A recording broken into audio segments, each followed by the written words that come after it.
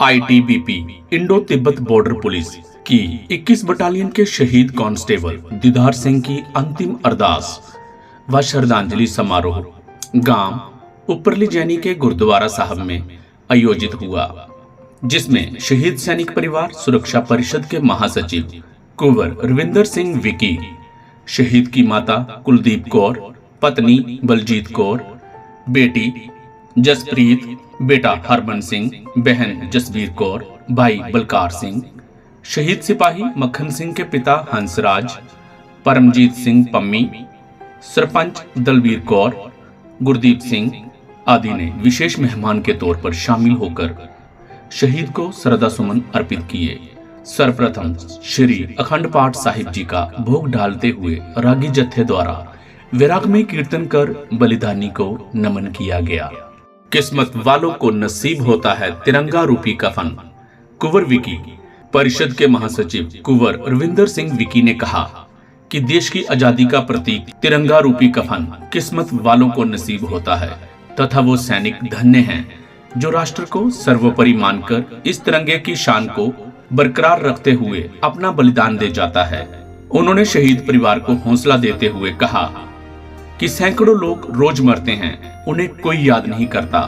मगर एक शहीद की मौत पर देवता भी फूल अर्पित करते हैं और वो भूमि तीर्थ स्थान तुल्य बन जाती है। यहाँ बलिदानी वीरों की शौर्य गाथा गाई जाती है।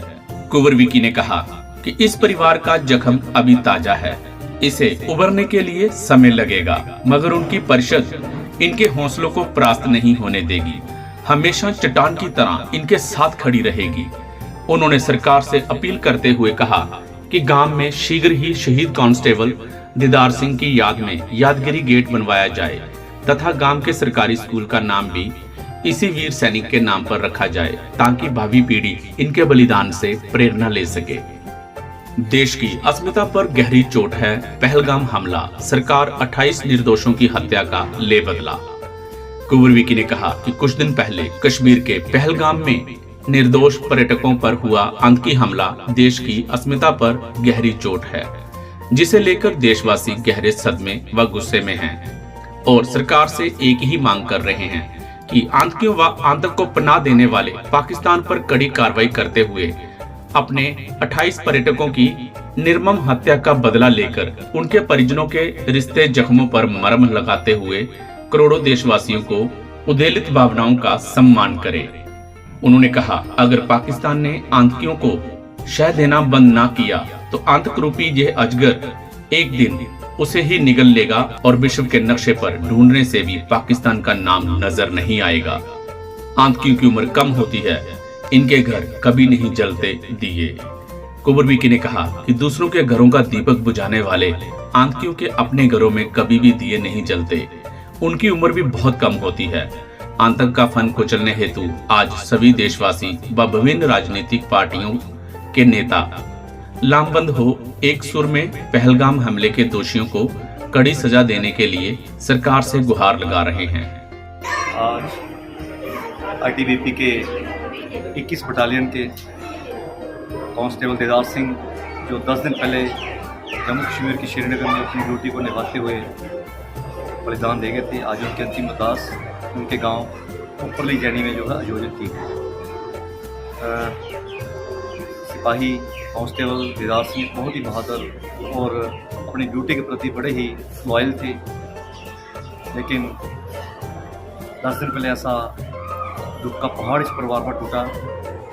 कि वो ड्यूटी के दौरान उनके हृदय गति रुकने से देहांत हो गया और संगे मिलते हुए आए जिनका सैन्य सम्मान के साथ उनका संस्कार हुआ था।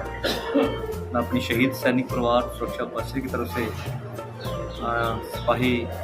दीदार सिंह के परिजनों को मैं ये भरोसा दिलाता हूँ कि जितने हमारी हैसियत हम इस परिवार के साथ खड़े, क्योंकि अभी जख्म ताज़ा है, दुखों का पहाड़ परिवार पर टूटा है।